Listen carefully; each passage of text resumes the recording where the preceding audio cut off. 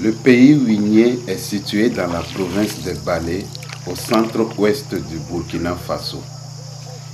Il comprend une série de communautés installées dans la partie sud-est et sur la rive droite du fleuve Moun, ainsi que sur les deux rives du Petit Balé. Son peuplement actuel date du milieu du XVIIIe siècle. Il est constitué de groupes d'origines ethniques diverses, des Gouroussi, des Nouna, des Sissala, des Fou, mais aussi des Dagara, des Bois, des Markas et des Peuls qui se sont progressivement fondus dans un même moule linguistique et culturel, le Ouinier.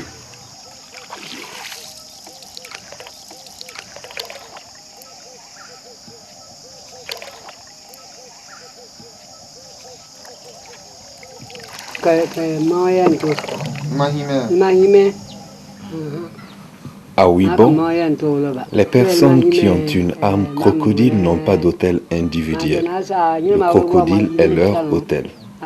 À cause des tueurs de crocodiles, nous leur avons aménagé un lieu plus caché. Si le crocodile veut rendre visite à son propriétaire, il le fait tard dans la nuit. Et si le jour le surprend, il vient trouver refuge sous la grande jarre d'une femme. Actuellement, il y a beaucoup de crocos dans le marigot là. Et bon, je suppose que certains sont les doubles des âmes de certains habitants de Orobono, mais il y en a d'autres. Ils sont sauvages, quoi. Ils sont sauvages. Comment est-ce que... Ils arrivent à faire la différence.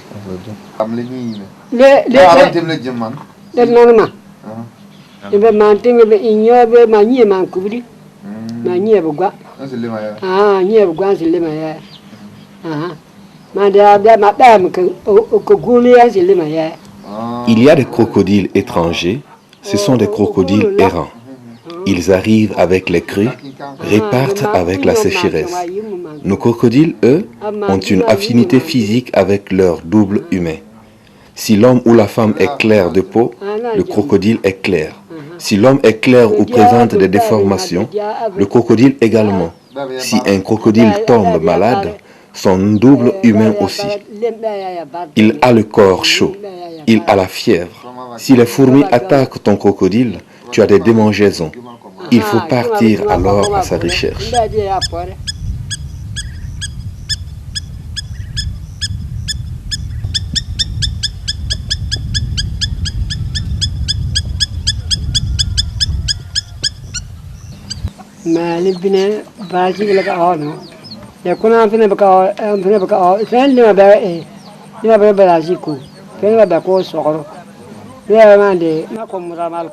Tout ce qui est tortue et crocodile sacré relève de l'autorité du Bounan, la divinité de l'eau.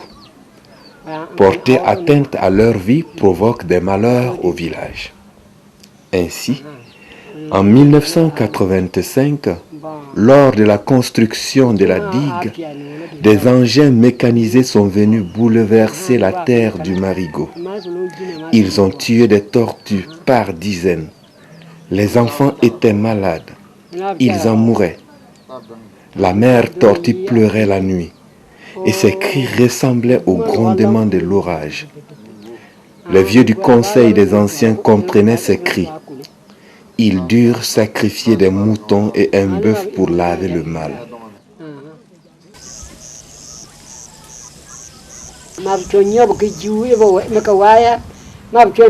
La mère du marigot n'aime pas les personnes souillées ou malhonnêtes.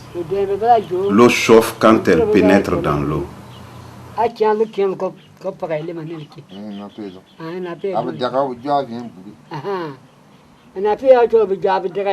La mère tortue les retient en écrasant leurs pieds avec sa carapace. Elle les déséquilibre, fait monter le niveau de l'eau et l'individu meurt noyé.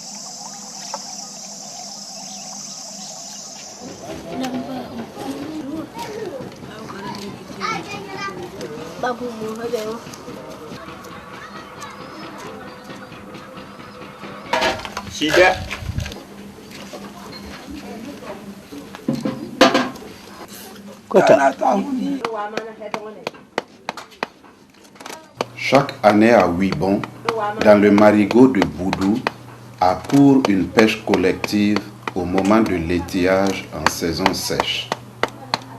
Un sacrifice a été fait auparavant pour renouveler l'accord avec les génies des lieux et assurer la protection des pêcheurs. Les femmes, lors des pêches dans le marigot sacré, utilisent les tchigis, les nasses. Les enfants peuvent également les employer. Mais les hommes pêchent traditionnellement avec le gwanda ou filet manipulé à 2 mains.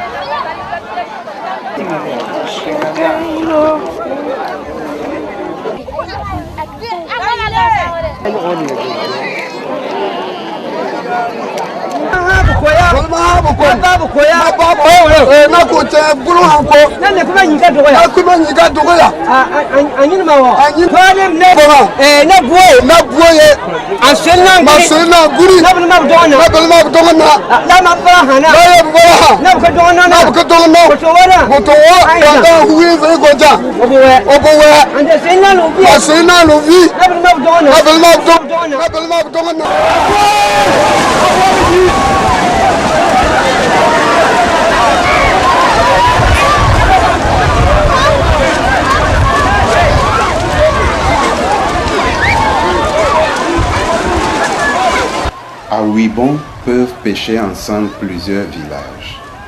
Boromo, Virou, Sirinoguin viennent pêcher. C'est le conseil des anciens qui a fixé la date, révélé la veille, parfois le jour même.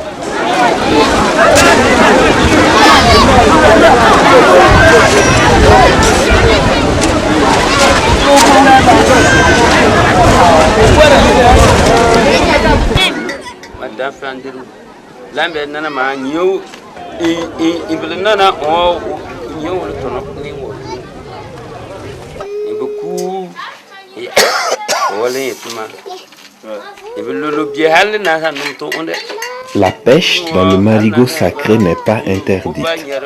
Autrefois, y venaient les gens de vie de Wahabou. Si nous leur avons dit de ne plus venir, c'est qu'ils ne respectent pas notre interdit, celui de ne pas tuer les crocodiles et les tortues. Pour tous les gens de Nanou, cet interdit existe, car nos filles le transmettent à leurs enfants. Les crocodiles et les tortues, nous ne les consommons pas. Un enfant de Nanou peut tomber malade pour avoir senti l'odeur de la viande des crocodiles. Il souffre de démangeaisons par exemple. On l'amène alors au marigot pour le frotter avec de la terre et il va guérir.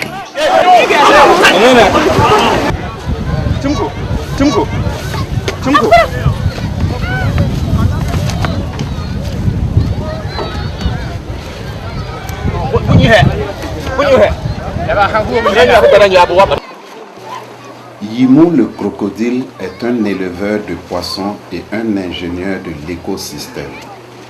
Au dire des gens, il ne mange jamais les poissons qui sont dans sa tanière et tant qu'ils sont là, l'eau ne manque jamais.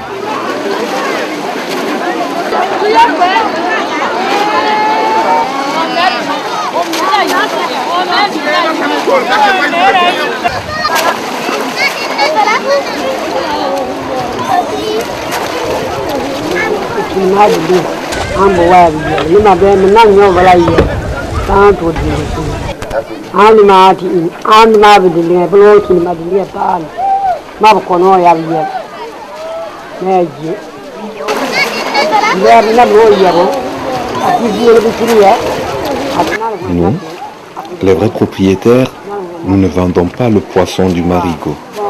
Si tu vois quelqu'un qui le vend, c'est qu'il n'est pas le vrai propriétaire du marigot.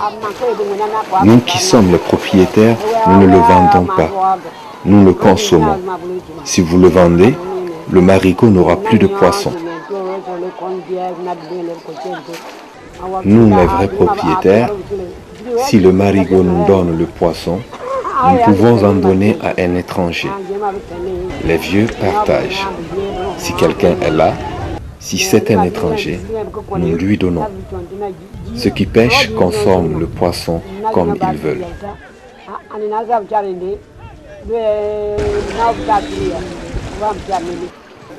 Les jeunes d'aujourd'hui, si tu vois que le marigot ne contient plus de poisson, c'est leur faute. Ils vont le vendre. Si vous partez pêcher, vous ne devez pas le vendre. Maintenant, ils prétextent le manque d'argent pour le vendre en cachette. Ils n'avisent pas le chef de famille. Sinon, le poisson ne se vend pas.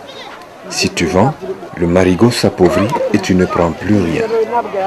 Si le marigot voit que vous vendez, il ne se découvre pas. Il cache tous les poissons et on n'en voit plus.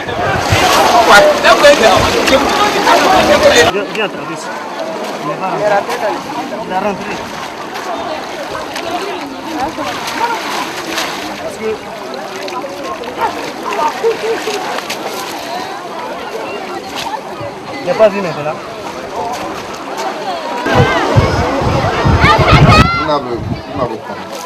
O mas doran. Le na o fulbia o fulbia mas mawa mas mal nati. Mas mas mal nati. Ni bala yam ni dasa o yo. Betua ya ba o ya ba ni ke ba ya mi ke ga sira ya o. Ni ba ko me ya ko. Ce qui fait que nous ne vendons pas le poisson, c'est que la terre nous dit de le consommer seulement. Si on vend, c'est de l'argent qui ne servirait à rien. Même si tu te caches pour le vendre, la prochaine fois tu n'auras pas de chance. À la prochaine pêche, tu ne gagneras rien. Au moment de la pêche, si tu veux garder le poisson, tu le mets dans ta poche. Parce qu'une fois à la maison, tu n'y as plus droit, sauf si ton chef de famille t'y autorise. Si tu déroges à cette règle, la prochaine fois tu n'auras plus rien. Aller pêcher dans le marigot sacré, c'est aller prier Dieu. C'est laver ses souillures personnelles. L'eau du marigot est également curative. Pour toutes ces raisons, le poisson ne doit pas être vendu, mais donné pour calmer la faim et pour accumuler les bénédictions.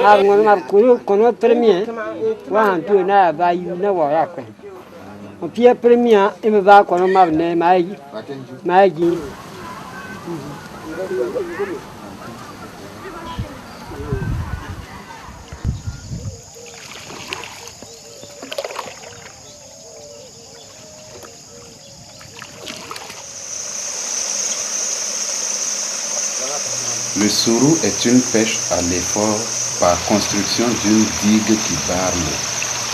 Elle se pratique pendant la saison des pluies. Les ouvrages diffèrent selon la géographie du lieu. Les modes de possession de ces ouvrages diffèrent également selon que l'on se situe à Ouibon au sud, à Sibi ou à Solobouli au nord ou à Nanou au sud-ouest. Soro. O sembo wala. Non. Ipo. Ouais, norme. Jitono. Jitono. Bon, parle c'est. Sorou veut dire ruser ou blaguer le poisson. L'origine du sorou est liée à la famille. Tu as faim et tu vois les poissons dans le cours d'eau. Tu cherches un moyen pour les attraper. Tu essaies de l'attraper avec les mains, mais le poisson s'échappe. Comment faire pour en avoir le maximum? Le sorou est né de là.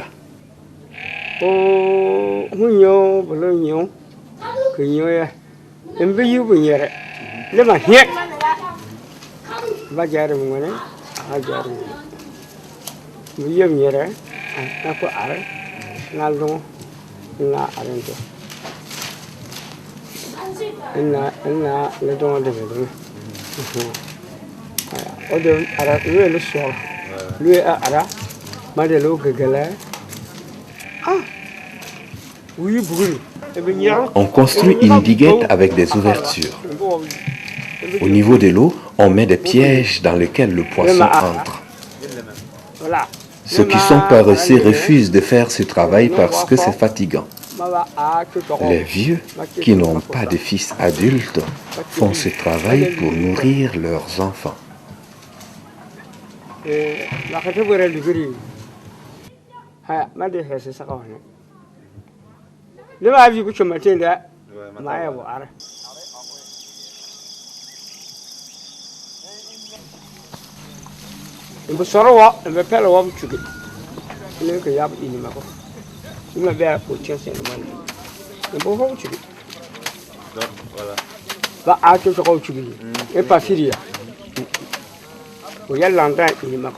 Tu ne peux pas faire le sorgho sans acheter l'emplacement au chef de terre.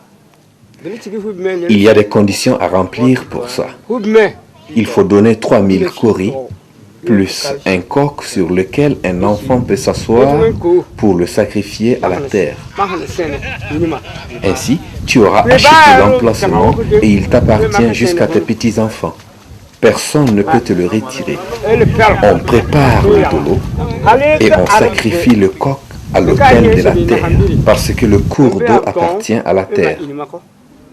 Après le sacrifice, le sorgho t'appartient d'office et pour toutes les générations qui viennent après toi.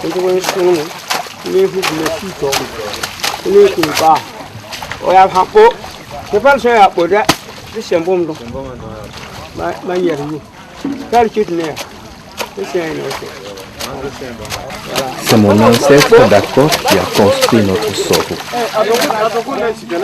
Il savait que le sorgho était quelque chose de bénéfique pour le futur. C'est pourquoi il est allé l'acheter au chef de terre. Il est allé payer tout ce qu'il faut pour que le sorgho lui revienne.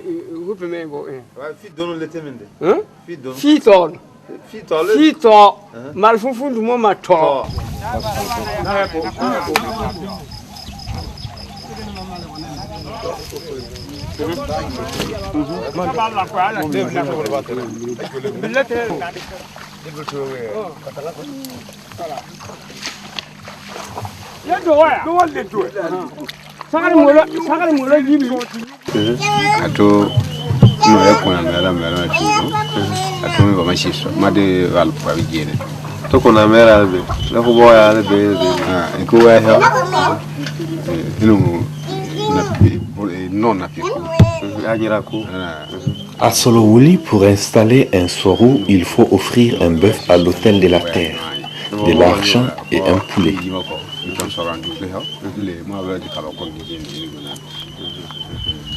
Comme on dit que le bœuf, souvent, ça permet de faire des choses exceptionnelles. Des choses que le commun des mortels ne peut pas faire. Si toi, tu peux offrir le bœuf, tu peux le faire. Parce que c'est aussi que tu es protégé par la terre à partir du moment où tu offres un bœuf. Tu vois Rolanda.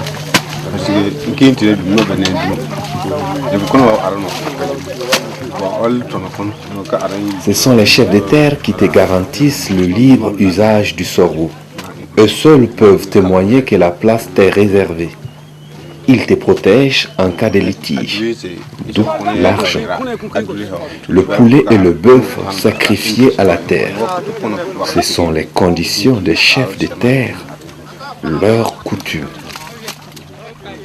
Pourquoi un bœuf? Le sorgho est quelque chose dont tu peux tirer un bénéfice important. Si on te donne une place et que quelqu'un qui y a déjà travaillé veut y planter quelque chose, tu peux arracher ces plants. Les chefs de terre te soutiendront.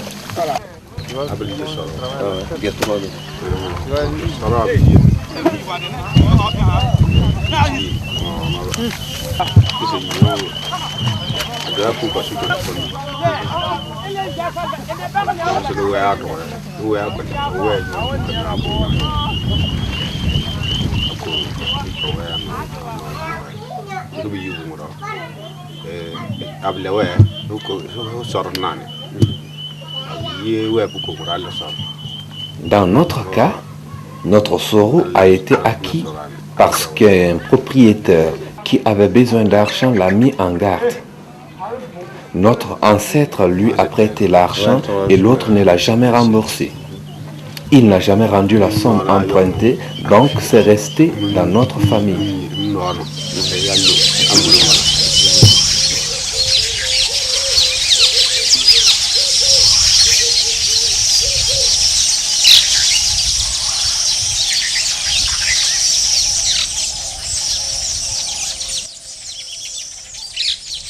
Donc, moi, milieu de coco, nous de chocolat, moi coco, donc il voit la tête.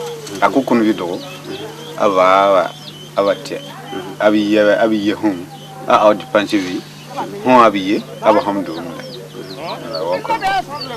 Le prêt du Sorou est possible, à la seule condition que cela se passe à l'intérieur de la famille. Par exemple, si je vois que je ne peux pas le faire, je peux le prêter à un parent. Ce qu'il me donnera, en tant que gestionnaire du Sorou, je le prendrai.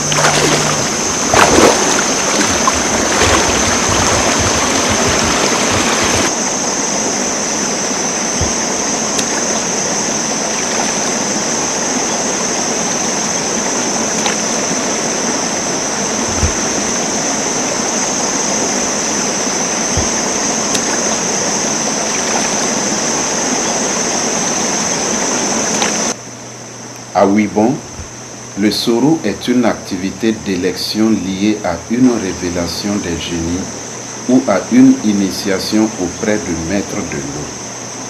Elle est considérée comme propre à un groupe de descendance spécialisée qui ne la partage avec personne.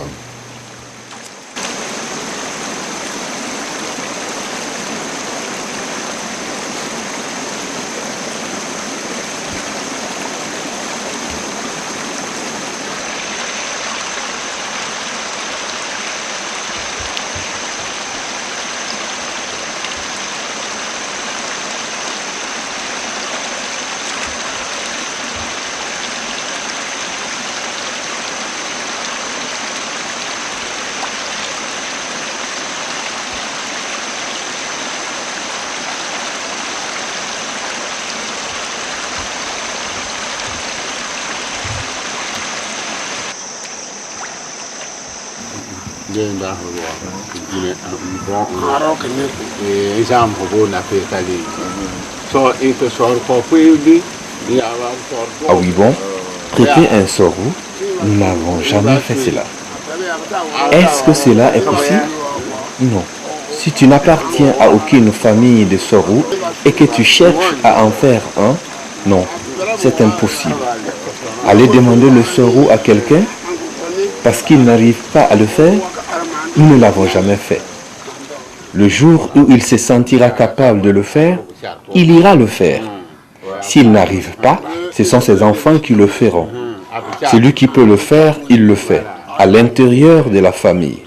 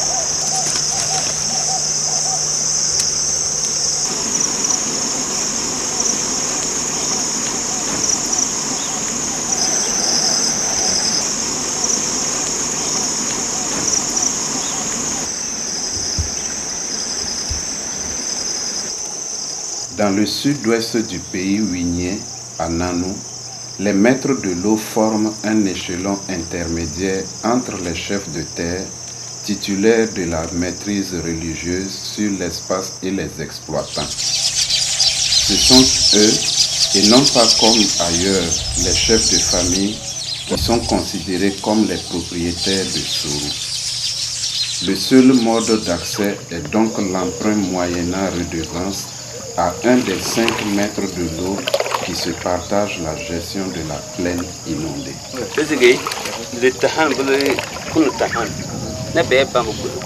Parce qu'avec le maître de l'eau, si vous vous faites confiance, si tu gagnes beaucoup, tu lui en donnes puisque vous vous faites confiance.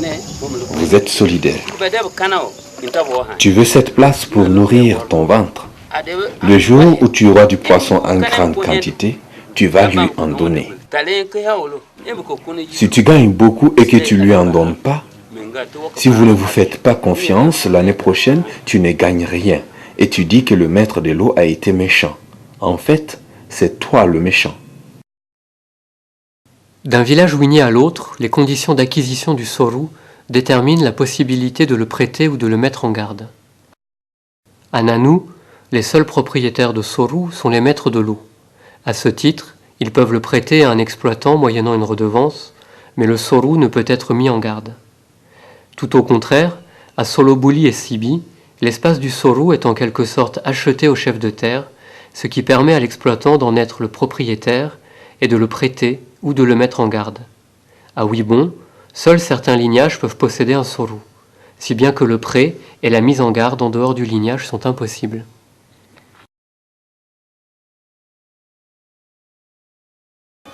Soro benyamo bon invala ara sa se dugule imin kaval imbe sampelen kenavan in filid malu aha fa to sian mai lo pe wato yikon lo benyamo se et puis lo otabe. L'aigreur du corps, c'est quand tu es allé construire ces barrages, tu n'y es pas retourné le lendemain. Le surlendemain, tu vas le retrouver défoncé. Il faut aller chercher de la terre pour boucher ces trous avant d'avoir quelque chose. C'est l'explication de l'aigreur du corps.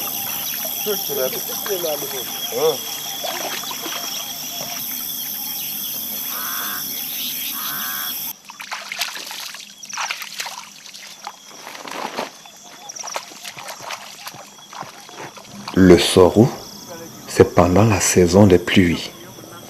Il y a les cultures et si tu ne peux pas te fatiguer, aller tôt au sorou le matin, l'herbe va te retirer ton champ. L'aigreur du corps donne le droit de commercialiser le poisson. Il n'en demeure pas moins que l'usage de l'argent reste soumis à des contraintes.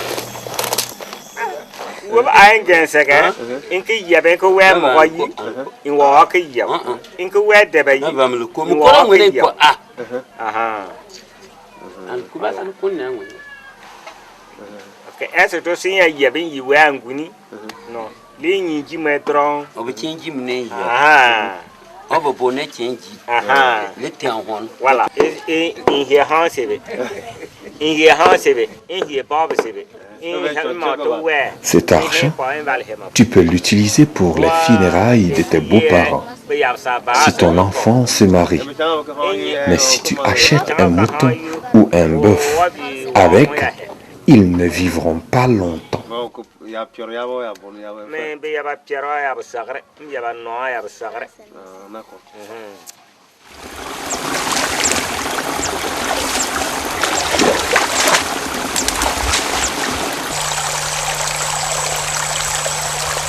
Ko giwi na shi na pa na vi shi hal na ko shi bulu we funfun na jaw na pa na vi la to ko pa pa to mi bulu we fun ni to na mo ka mi ko yi yo ko shi jaw na pa ti ma de no wa ma no wa na ma da le sa be chi de de na bia tin chi bon vi on na hal cham yo na ko yi we funfun la en bla me no ay funfun o champagne va bia ko yi we mo À Solowuli, l'exploitant doit s'acheter le poisson. Il ne peut pas l'utiliser pour la cuisine sans se l'acheter. On choisit quelqu'un à qui on remet l'argent. Après avoir tout vendu, on rapporte l'argent à l'aîné de la famille. Quand l'eau ne coule plus, le bénéfice est partagé.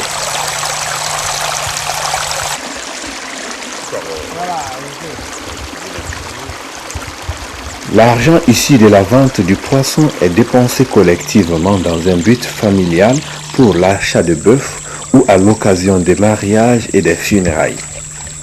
Il peut être consacré à l'achat de biens pour le chef de famille ou être partagé entre tous au sein de la même famille.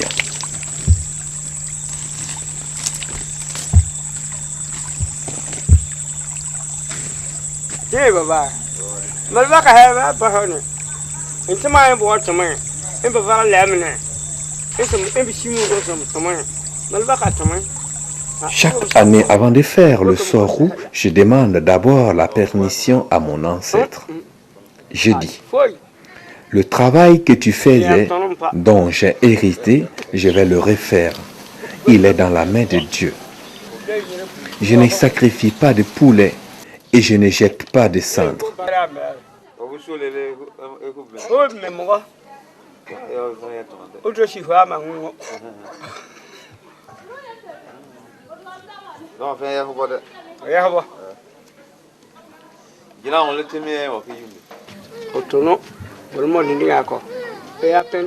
Dans ma famille, l'argent du sorou ne se partage pas. Ce sont mes enfants qui vont ramasser le poisson. On le vend et j'épargne l'argent. S'il y a un problème dans ma famille, je peux utiliser cet argent-là pour le régler. Si le sorou rapporte, il y a des gens qui achètent un bœuf avec. Le sorou appartient à la descendance. Même si je meurs, ça appartient à mes enfants. C'est pour leur père. S'ils meurent aussi, c'est le travail de leurs ancêtres.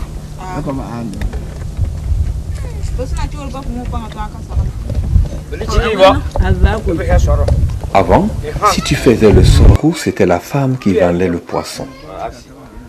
Tu ramassais le poisson et elle le vendait.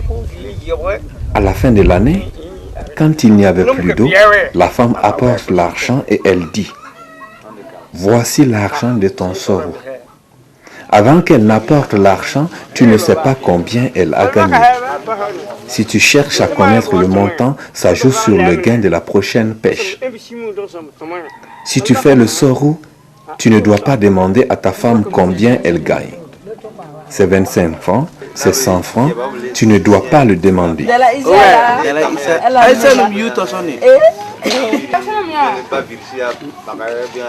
Si l'eau tarit, elle apporte l'argent devant toute la famille et on fait les comptes.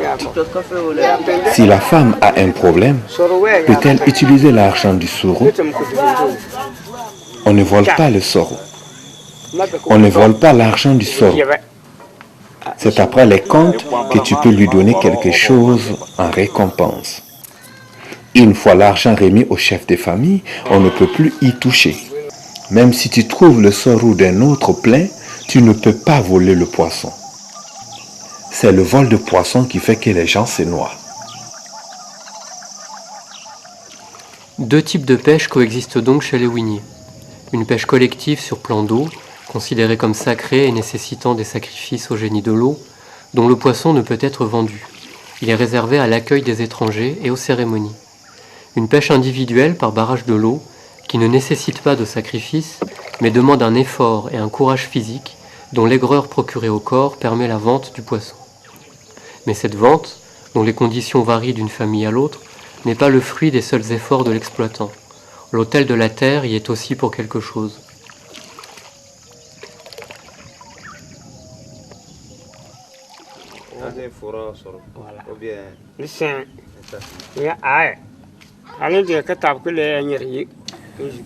Lorsqu'il ramène la pêche dans sa cour, le pêcheur a un geste au bénéfice du premier passant qu'il croise.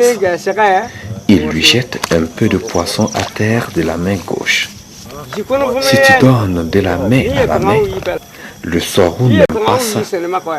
C'est comme si c'est toi qui donnais. C'est la terre qui garantit ta chance et ce n'est pas ta seule force qui te fait gagner le poisson.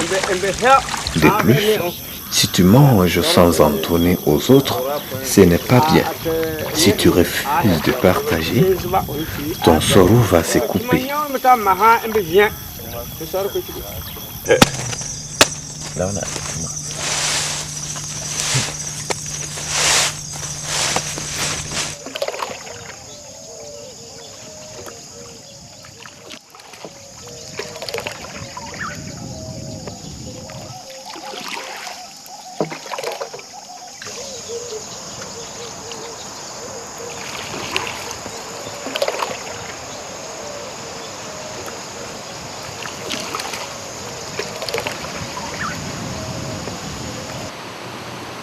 Les pêches en plaine inondée, qui représentaient un apport en protéines et en argent appréciable pour les unités d'exploitation jusque dans les années 1970, ont connu un déclin considérable, bien qu'inégal selon les zones. Un phénomène important est la cause de ce déclin. C'est l'aménagement en amont de la vallée du Sourou dans les années 1980-1990 qui a provoqué en aval une baisse du niveau de l'eau du Mouhoun et de ses affluents.